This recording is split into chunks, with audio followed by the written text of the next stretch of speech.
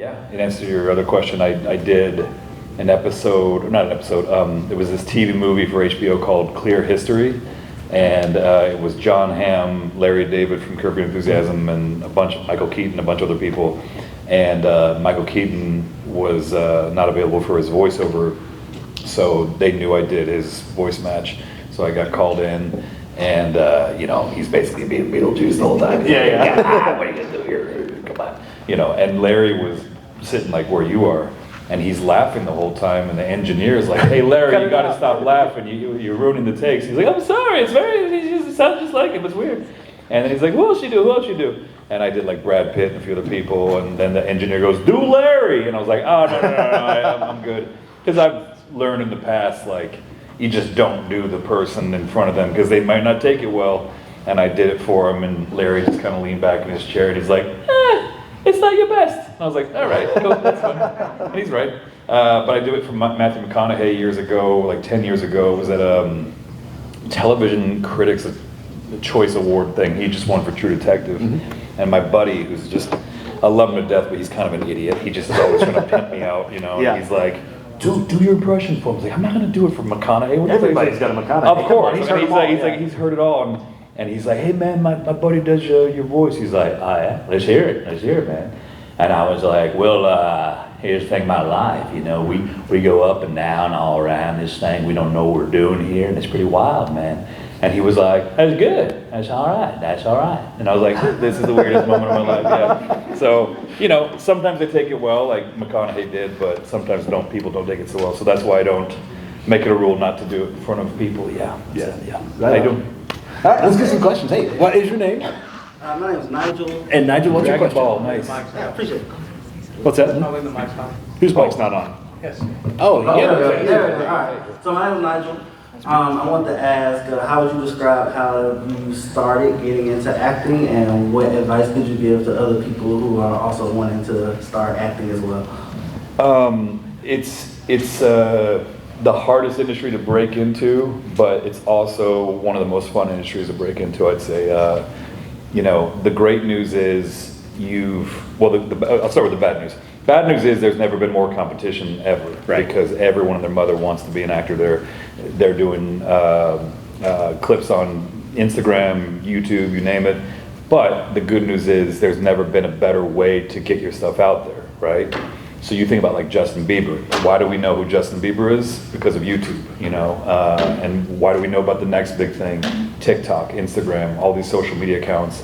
Like, I just feel like there's never been a better chance for a person just starting out to get your stuff out there, So I would just say consistently put out good quality content, and again, it's about consistency and quality. And as long as you keep doing that over and over again, eventually people will take notice.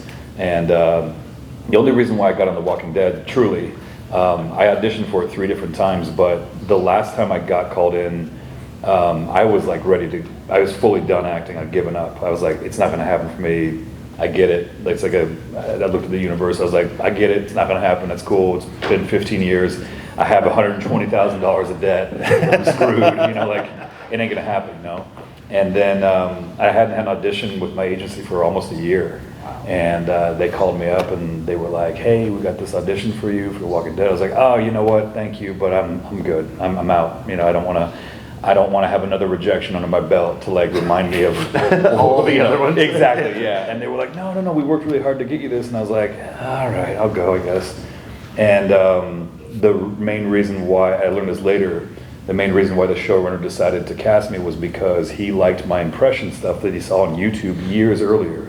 And he thought Aaron initially was going to be much more funny. They didn't really write that for him, but they were going to have him like writing a bunch of like quippy little jokes and be like more sassy. And they just thought I'd be good for that because of my impression stuff. So you never know what's going to stick in people's minds is my point. So just be consistent, put out good quality stuff, and eventually I think people will take notice. Yeah. And good luck to you. Of course, good luck to you. Good luck to you. Yeah. Hello. Arrow. No, actually BBC Robin Hood. Oh, okay, my bad. Yeah. Gotcha. Sorry. No, my name's Andrew. So I understand that you said that you do a Michael Keaton. Can you do like a imitation of Batman?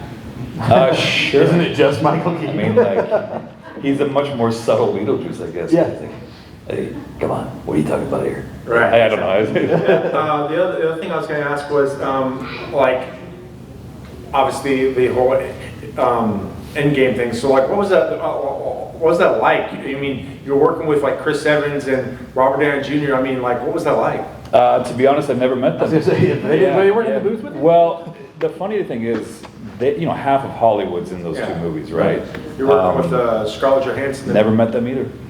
Yeah, the funny thing is, they had shot their portion 6 months earlier, and they were very much hoping that Hugo Weaving, who did the part in the first Avenger, Captain America: First Avenger, was going to come back to the role, and I guess they couldn't figure it out.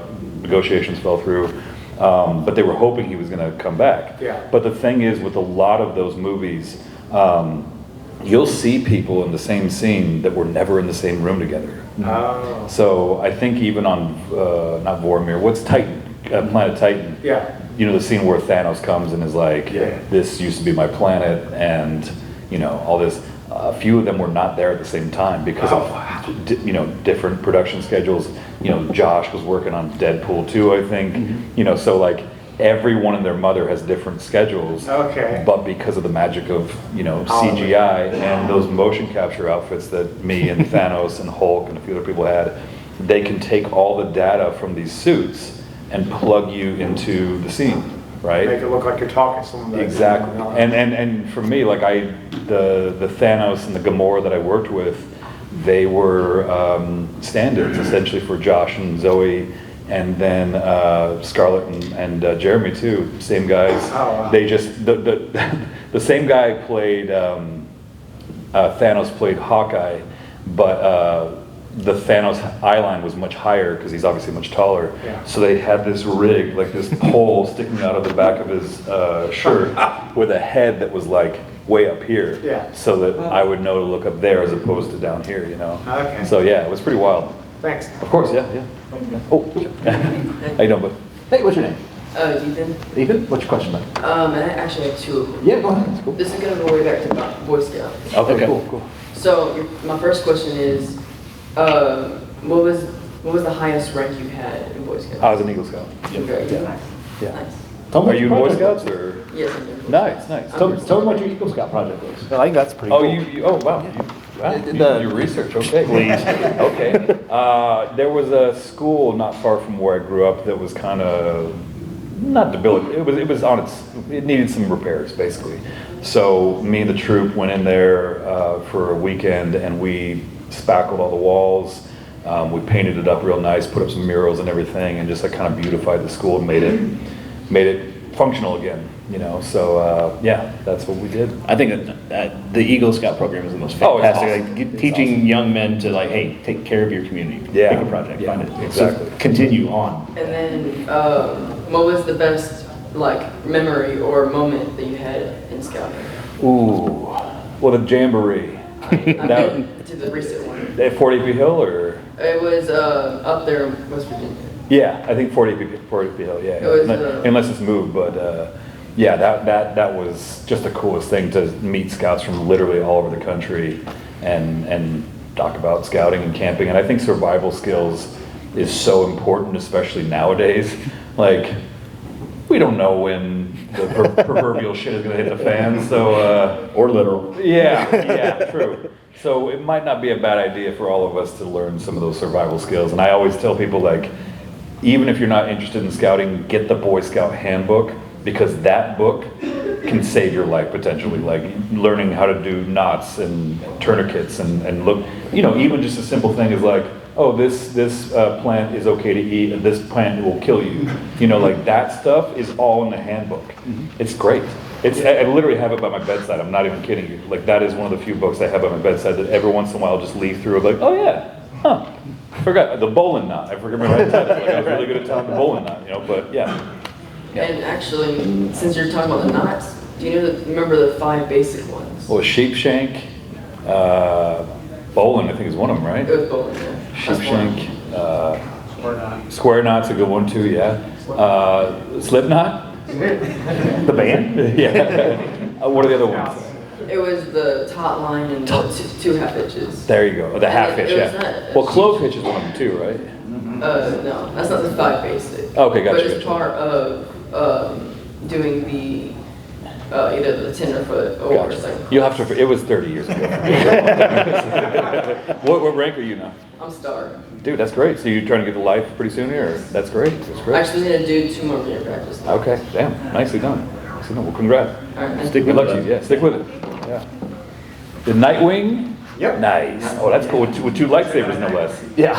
Okay. Wow. Whoa. Okay. This is It's a wow. lot of fun. That's awesome. Yeah. Okay, so I'm Jordan, by the way. That's Jordan. So with your experience with Boy Scouts and with zombies, I never thought did you realize he's gonna be a Boy Scout? Okay. Wow. I do apologize. you think you could set up a bunch of like booby traps, Home Alone style, if the zombie apocalypse happened? Absolutely. And how would you do it? That's a great question, and also, why didn't The Walking Dead rely more on booby traps? Right. I was watching. I was going to bed last night, and as I often do, because it's the only time I really watch TV, I turned on the TV at the hotel, and Predator was on, which is one of my favorite movies of all time. Right. And they showed the web, trap that they tried to catch the predator in the first time, and I was like, why didn't we do that on the show? Because zombies are so dumb and so predictable. They're walkers. And all you need is a sound source. They'll go towards the sound. Right. I mean, like, it was really kind of dumb that we didn't rely more on that. We should have built a moat around Alexandria, but that would have been the Yeah, a easiest thing in the moat world to with do. spikes. All we had to do was build them. What's that? Moat of acid. Yeah, moat of acid. There you go. Yeah. Okay. Yeah, so yeah. And one more question, if that's cool. Yeah. How many walkers do you think you could take on? Like I at mean- the same time, or like in Like, okay, succession? so say you have like that's two different chainmail on, so they can't bite you, but you're like, oh, I gotta get out of this room. How many zombies do you think you could get through? I mean, all of them. I mean, if you think about it, listen, I've got a mace for an arm, you know? All I gotta do is hold it out and spin around. I'm good. Like, that thing was lethal, like I really, there was a metal version of it and there was a rubber version. Yeah. And the metal one I used to like break doors and windows and inanimate objects. And that thing was like 15 pounds, it was a significant amount of weight. And that thing could literally kill somebody. If you get that with enough force, you're not coming back from that. You know what I mean? Like, so any walker or human that I needed to take out with that thing, anybody with any amount of force or momentum could do fine with that weapon. So yeah. It would be your Hulk smash. Yeah, exactly. Okay. Hulk smash, exactly. Yeah. It's a good All right, one. well, I appreciate Yeah, it. thank you. Hello. Good to see you again. Come on up. It's good seeing you too, Ross. How you guys doing today? Good, how are you? My question is, what parts did you enjoy filming in The Walking Dead? Which parts? Like what parts? Like what scenes? Like scenes or? I loved a lot of them, but I think from the last season, the Russian roulette episode with Father Gabriel and Robert Patrick from the Terminator was one of the best episodes I ever shot. And then the Renaissance Fair episode with Jerry and Lydia and Elijah. That was so much fun because that's a real Renaissance Fair 2 hours up the road from here. And I used to go to that for fun before I was really involved on the show. And I used to like go there every year and have, meat and churros. Swing a turkey leg around. Yeah, exactly. So I used to go there with my friends, and Cooper went there too before the show too. And it was just awesome. Like, it was a great experience. So yeah. Nice. Also, do you think Aaron will ever find a new, will finally get someone? They alluded to that. It's funny. They had a line in the finale about that I had like a new admirer or whatever. And then they cut the line. I don't know why, but maybe for time, I don't know. But they allude to it, and I was like, oh, neat. And then that's all. And that then there happened. was nothing after And then that. nothing after that. Yeah. So we'll see what happens. I mean, like. I think I told you earlier, but like they're going to see what happens with the spin-offs. If those do well, they might make more spin-offs after that. So we're keeping our fingers crossed that like characters like me and King Ezekiel and Jerry and Father Gabriel can come back and have some new life, because I feel like we still have a lot of story to tell. Absolutely. Yeah. Hello. Hi. Speaking of Marvel, what is your favorite Marvel project that you've worked on? Oof. Only for sentimental reasons, I'd say X-Men '97. Right. Because that was the show that I watched as a kid when I was 10 or 11 when it first came on that like made me want to be an actor. So to get a chance to work on that 30 years later, and we've been working on that for like 2.5 years now, and it just got renewed for season 3, which is awesome news. Just getting a chance to play Professor X is like one of the most iconic characters in the MCU is just very exciting, and the glue that keeps the team together. But he's also kind of always sacrificing his own happiness for the betterment of the group. And yeah, I mean, I can't say anything more because I don't want to spoil it, but like there's a lot of fun stuff happening this season. What is the funniest scenes that you've worked on with Marvel? Funniest? Or like you've had the most fun doing? Well, What If was great because like Ultron is just such a badass. I mean, he can just kind of do anything. And when I was reading the script for What If and I saw that he literally cuts Thanos in half with like in 2 seconds. Yeah. I was like, oh, that's amazing. That's like, awesome. Yeah. What a cool little like. Why didn't Thanos ever think about that? You know? Yeah. But like Ultron is a supercomputer, right? He's a literal supercomputer that has the intellect of not only Tony Stark and Vision, but the entire known universe's knowledge at his fingertips and in his brain. So of course he's going to devise the most, messed up ways of and diabolical ways of taking on everybody, And I feel like that moment, you know what I'm talking about, by the way? Yes, I am. Yeah, like that was just the funniest thing ever, just to see him bisect Thanos in the I love how section. they brought it back to What If, because What If has no rules. Anything can happen. Exactly, yeah. That's a great question. Thank you. Thank you so much. Thank you, John. Hello, welcome back. No, Sorry about that. No, absolutely. Just one question, Joel. You were saying something about the whole prank thing. So, if you had to do it over again, would you have ever done any of the BB gun Home Alone prank to anybody? The BB gun, like shooting a gun at someone? Like no, the whole like On purpose? like the whole like BB like if they set it up to where you could do like the whole dog door BB gun thing, would you have done it? To shoot one of my co-stars? Probably not. I don't want to get thrown in jail. I'm not sure if you're following the news lately, but The only thing I was wondering is being that Sherwood Pictures is not that far off, would you ever think about working with Gendry Brothers? I'm not sure what this is. Fireproof, That's a good one. Oh, Facing okay. Giants, Flywheel. Yeah. Fireproof? I was with Kirk Cameron and now it's Kendrick. Oh, or if you'd ever consider like working with them. Oh, I'd be able to. I don't know what these Depends on the projects are, but project, yeah. Of course. I mean, but I hadn't heard about Fireproof. Oh, is it about the fireman who loses his family? Marriage. Yeah, I think I did hear about that. Yeah. So yeah, is it based in Georgia then, or? It's over in Albany, Oh, or Alabama or? Georgia. Albany, Georgia. Gotcha. Okay, nice. But yeah, the pranks I didn't really take part in because like Norman and Andy were always messing with each other, and Yeah. when Norman put glitter in Andy's car, as soon as he turned on the air conditioning, it just blew over his face. And I mean, like when I say I hate glitter, I mean I hate nothing more in the world than glitter. Right. I hate it so much. It just gets everywhere. And it takes weeks to wash that off. And once I saw that, I was like, I don't want to be a part of this. Like Andy and Norman were both trying to be like, you gotta help me. I was like, I'm Switzerland here. I'm neutral on this. I'm not gonna be a part of this.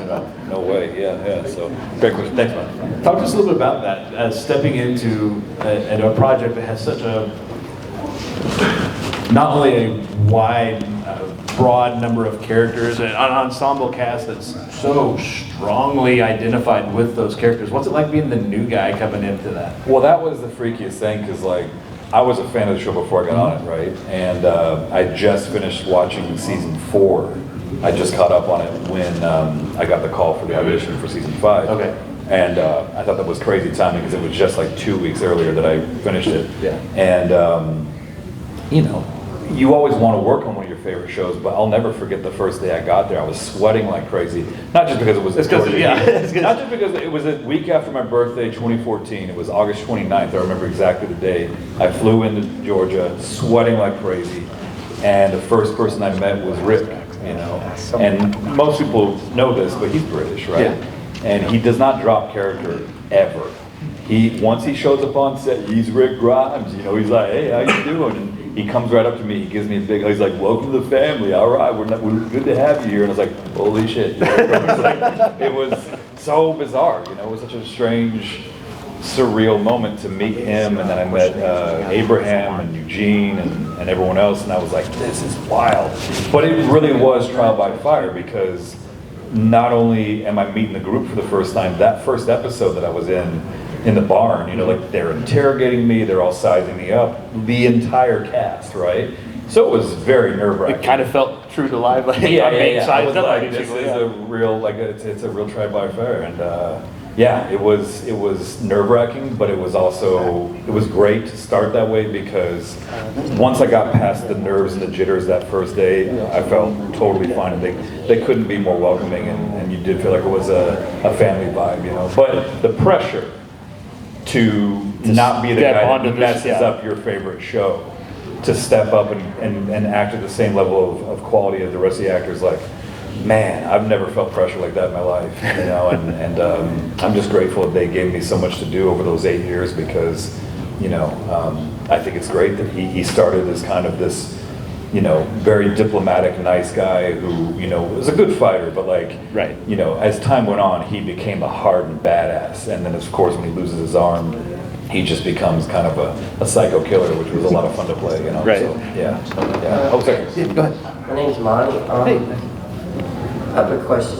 What is it like an actor to play a character like Red Skull, knowing that not saying like you're a great actor, but the levels of actors that play the role. Like I know the previous actor played in Lord of the Rings. Matrix. Did you feel any pressure, or do you actors like you just feel pressure from, I don't want to F this up because someone ahead of me was more famous or whatever? Yeah, it's gotta be kind of like the Professor X situation, right? Yeah, Stepping into a role. Oh yeah, I mean, when Ultron too, it's funny, like I'm kind of the guy that they call when they can't get the original to come back. they're like, Boy, smash, get Ross on speed dial. yeah, they're like, we couldn't get Hugo or James Spader or Cedric Smith, so you want to do it? I'm like, oh yeah, I'll try. But the pressure, luckily on that one, the Walking Dead was more pressure because I knew what I was getting into.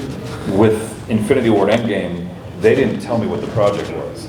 So they just told me it was a Hugo Weaving voice match. And I was like, okay, I've never tried, but I'll give it a whirl. And I said, which Hugo Weaving are we talking about? Because he's Australian, but he's the master of accents. Like the guy can do every freaking accent, right? Matrix, he's American, obviously. In Priscilla, Queen of the Desert, he's Australian.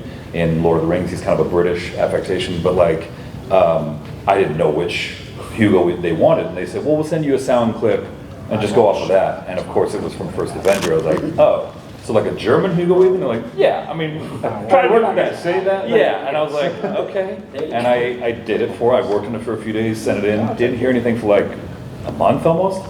We just finished filming season 7 of The Walking Dead. I had flown from Atlanta to LA, and I was in my taxi home, and my manager called and she said, hey, you booked that Hugo Weaving voice match thingy. And I was like, oh, cool, all right. What is the project? And she's like, I don't know, but you're still in Georgia, right? And I was like, no, I just got back to LA. She's like, oh, you got to go back right now because they're filming tomorrow. They said, we're filming tomorrow morning. And I was like, so, and it was like, I think it was like 3 or 4 in the afternoon already by that point. So I said, oh my God. So I asked the taxi to drive me right back. I booked a flight on the way there. And I think my flight was at like 9 or 10 at night. Obviously flew the entire night, showed up. Losing time zone. Losing time zone, of course, losing 3 hours. And I get there, you know, bleary-eyed, I hadn't slept all night. And I show up, and I had been studying the lines, but it was all coded, it's all secret. You know, they don't give you the real lines, right? And I get to the stage, and I'm thinking it's just gonna be in a recording booth, because it's a voice match. And there's like 100 and some people waiting for me, and I'm like, well, this is more than I thought it was gonna be. And then they put me in the motion capture suit, and I was like, okay, this is like a legit film. Like, what are you all doing in here? And the makeup guy was putting the dots on my face, and because you put on the head camera and everything, he goes, you have no idea what we're working on, do you? I was like, no, they haven't told me shit. And he's like, this is the new Avengers. And I was like, oh, I'm gonna go to the bathroom. I was like, hey, so I didn't have time to freak out, is my point, you know? And I think it's kind of great that I didn't have time, because if I had known this was gonna be the new Avengers and two of the highest grossing, biggest films in the world. I probably would have lost my mind, you know.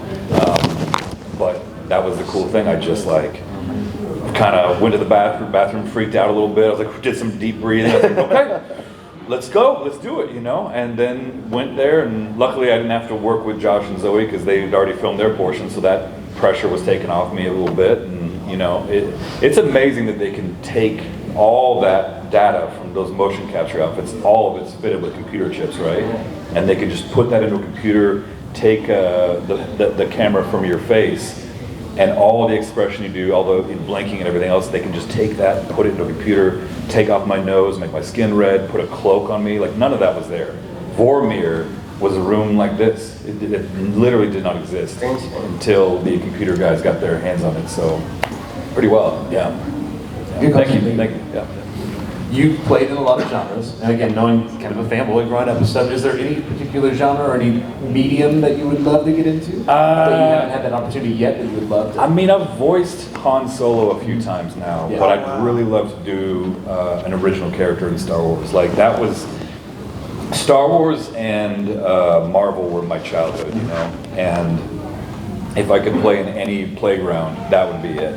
I'd want to do a new character though, right? Someone that no one's done before. Because I feel like no matter what you do, I mean, I feel bad for the gentleman who played Han Solo, Alden, yeah. Because everyone was like, oh, it's not like Harrison. It's like, well, of course it's not, you know? He's got his own little flair. I thought he did a great job, but you know, everyone's going to be comparing you to what came before. And I think if I was going to play in that world, I would love to do something totally fresh and new, you know? Yeah. So. Any other questions? Because we do have to wrap up shortly. Oh, yeah, sorry, yeah. No, you're fine. Yeah, come on up. Yeah. Since you're talking about... No, yeah, go ahead. Since you're talking about Star Wars, what would you like to play as, a Jedi or a Sith? Well, there's this character that I keep hearing about who's both. Do you guys know what I'm talking about? Skywalker? No, not Skywalker. He's a new character who's in the fan fiction. And I'm blanking on his name, but someone told me about him. Revan? Revan, yes.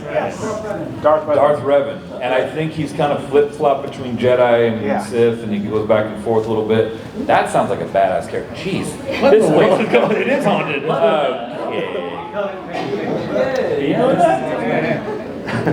Bro. This is, I don't know, it's an old ironworks building. Maybe the ghost of some ironworkers like, I want to be in Star Wars too. Yeah, like, I don't know what that is, but... This happened when I did the spoiler thing, by the way. So yeah. It's just like, what the... You were lights, I just come here, it's like, what the hell? Yeah, that's wild. Yeah. Huh. Okay. That's pretty strange, yeah. But yeah, I'd say Darth Revan would be my choice, yeah. Also, will you actually do any voice, like video game stuff, or voice? Yeah, I do quite a bit. Working on one right now that I can't talk about, unfortunately, but I did a lot of Bloodlit, Battlefield Hardline. I was gonna say Bloodline. So that was a lot of fun to do. I've done a bunch since then, but Battlefield Hardline I did like 27 years before, and that was just a blast. I mean, like you know, anything from like Russian thugs to police officers all over the place. And that was just because you work on it for 2.5 years most of the time. You're recording nonstop, and then you get to see the game and you're playing it. It seems so seamless, but like it takes so many hours and hours of recording from all these different actors to make that happen. You know, it's actually funny that Marvel and Kyrie Aiken, who does the voice of Cyborg, is DC. Yeah. So, is there any character that you'd like to play as from Marvel or DC? That you've not played yet. I mean, so I used to say Moon Knight because that was one of my favorite characters as a kid. I got of course, news for you. Yeah, I know. Oscar rocked that role too. Yeah, he He did. did a great job. But I would say Omega Red. That's one Wolverine villain that just never got his time, which I don't know why. Because like Sabretooth, a good villain. I don't rip on Sabretooth, but Omega Red is way more badass. Especially Yeah. Even when Wolverine didn't know what's going on, but the moment he found out, he's like, oh, he's yes. Yeah. I just think his powers were amazing. So, if you don't know who Omega Red is, he's kind of like Russia's answer to Wolverine, and he's just such a badass. Like, I just think he's one of the most interesting and well-written characters in the MCU. So I definitely say Omega Red. Plus, I love to play villains. So yeah. I hope you do get a chance to play that character. Thank you. Please. Thank you. Thank you too. Other questions? We have time for maybe one, maybe two more at the most. Yeah, come on up. Yeah. Hello. How you doing? That looks heavy. That's gonna be it. Hello. So, you say you voice Han Solo and things before, right? Yeah. What shows?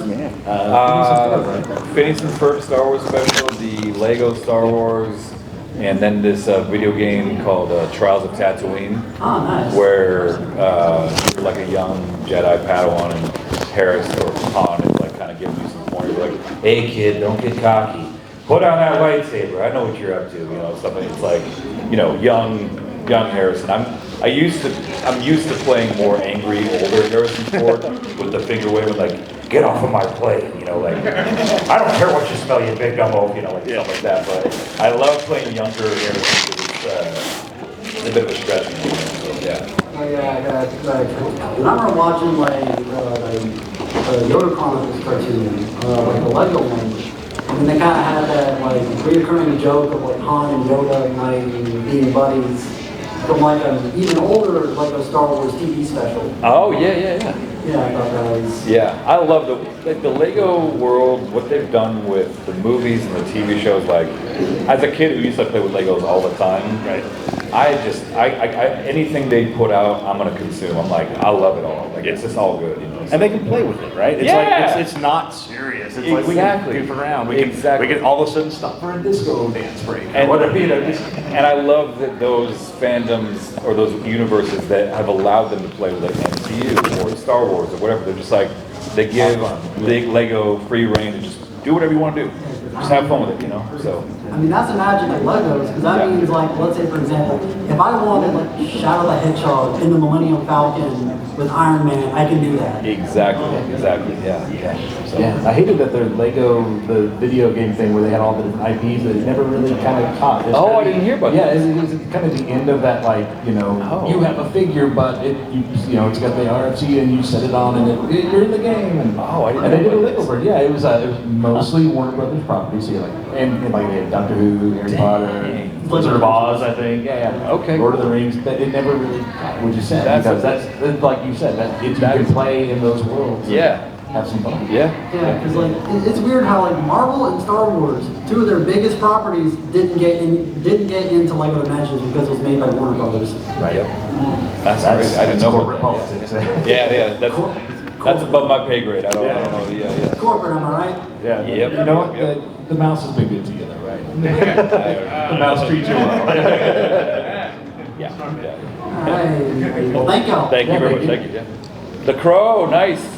One of my favorite. The good movie, not the new one that's come out. Well, you don't know. Give None of us have it seen it yet, a you know. shot. You never know. The Jared Leto Joker version comes in. Right. I do see a lot of comparisons to that. And I'll tell you this though, Bill's a great actor. So I feel like if anyone's going to rock that role, it's going to be him. But is he playing Eric Draven or is he playing a It's new? unfortunately Aaron Drake. Yeah, It's it's been weird okay. because there's so many different. Yeah. There's so many different areas they could have went with that one. All right. I'll give it a shot. Besides Red Skull and everything else, if you could play in Professor X, if you could play any role in the Marvel Universe above anything else, who would you choose? Well, other than Omega Red, man. Well, there was honestly a character I loved as a kid named Slapstick, who probably most of you have never heard of him, but you know Slapstick? Nice.